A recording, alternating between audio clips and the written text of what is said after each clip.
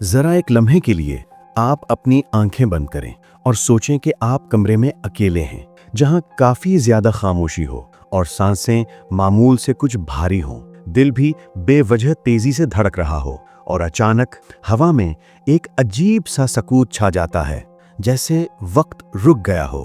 اسی لمحے ایک ایسی ہستی آپ کے قریب آتی ہے جسے آپ نے زندگی میں کبھی نہیں دیکھا، لیکن جس کا انتظار ہر انسان کو کرنا پڑتا ہے، اور وہ ہے ملک الموت، یعنی موت کا فرشتہ۔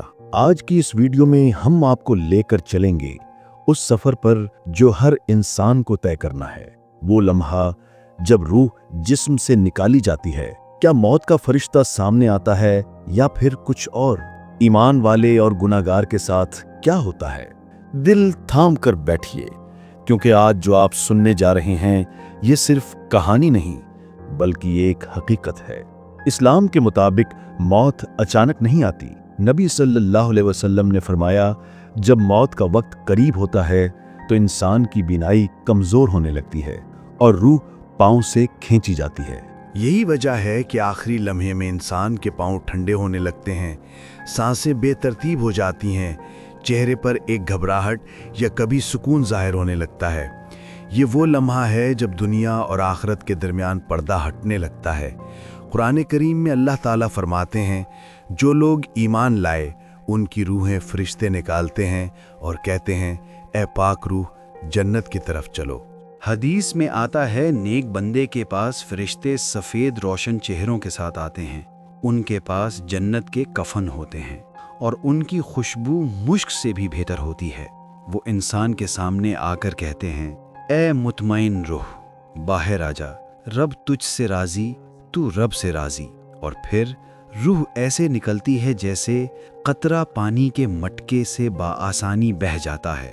اس لمحے مومن کو دنیا سے کوئی خوف نہیں رہتا، اسے جنت کی خوشبو، سکون، روشنی اور ایک عجیب سا اطمینان محسوس ہوتا ہے۔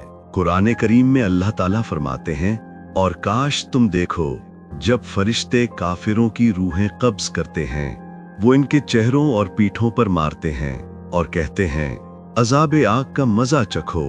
احادیث میں آتا ہے، گناہگار کے پاس سیاہ چہروں والے فرشتے آتے ہیں، ان کے ہاتھوں میں آگ کا لباس ہوتا ہے اور روح نکلتی ہے جیسے لوہے کی سیخ گیلی اون سے کھینچی جائے۔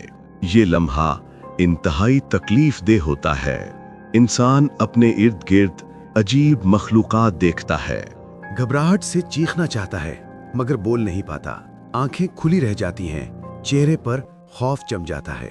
حدیث میں آتا ہے، نیک روح کو فوراً آسمانوں کی طرف لے جایا جاتا ہے، دروازے کھلتے جاتے ہیں اور ہر آسمان کا فرشتہ کہتا ہے، یہ کیسی خوشبودار روح ہے۔ اور دوسری طرف گنہگار روح کو آسمان تک لے جایا جاتا ہے، لیکن آسمان کے دروازے کھولے ہی نہیں جاتے، پھر اسے واپس قبر میں پھینک دیا جاتا ہے، جہاں قبر سوالات، عذاب یا نعمت کا آغاز ہوتا ہے۔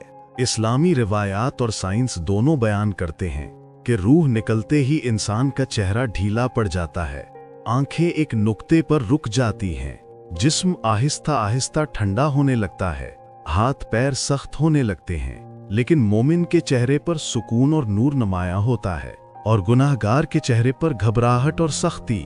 احادیث میں آتا ہے، مومن کی موت آسان ہوتی ہے اور فاجر کی موت سخت ہوتی ہے۔ جب کسی انسان کی موت آ جاتی ہے تو وہ اپنے سامنے کئی عجیب مخلوق دیکھتا ہے۔ احادیث میں آتا ہے، مرتی ہوئی آنکھیں فرشتوں کو دیکھتی ہیں، اسی لیے وہ کھلی رہ جاتی ہیں۔ اسی لیے نبی کریم صلی اللہ علیہ وسلم نے فرمایا کہ میت کی آنکھیں بند کر دو، کیونکہ روح جاتے ہوئے اس کی نظر اس کا پیچھا کرتی ہے۔ اور نبی کریم صلی اللہ علیہ وسلم نے فرمایا، جو زندگی میں لا الہ الا اللہ کا پابند رہا، اس کی موت آسان کر دی جاتی ہے۔ نماز، سچائی، والدین کی خدمت اور دل کا نرم ہونا، یہ سب روح کو سکون دیتے ہیں۔ اور دوسرے طرف گناہ، جھوٹ، زنا، حرام کمائی، یہ سب موت کو سخت بنا دیتے ہیں۔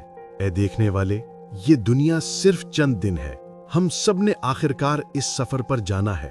کوئی امیر، کوئی غریب، کوئی بادشاہ، کوئی فقیر، کسی کے لیے فرشتے نور اور سلامتی لائیں گے اور کسی کے لیے خوف اور سزا۔ فیصلہ آج اسی زندگی میں ہوگا۔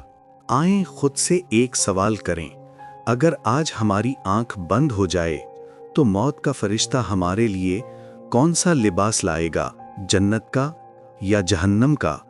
अल्लाह हम सब की मौत आसान फरमाए, हमें ईमान पर कायम रखे और हमें उन लोगों में शामिल करे जिन्हें फरिश्ते कहते हैं, ए पाक रूह, जन्नत की तरफ चल। आमीन।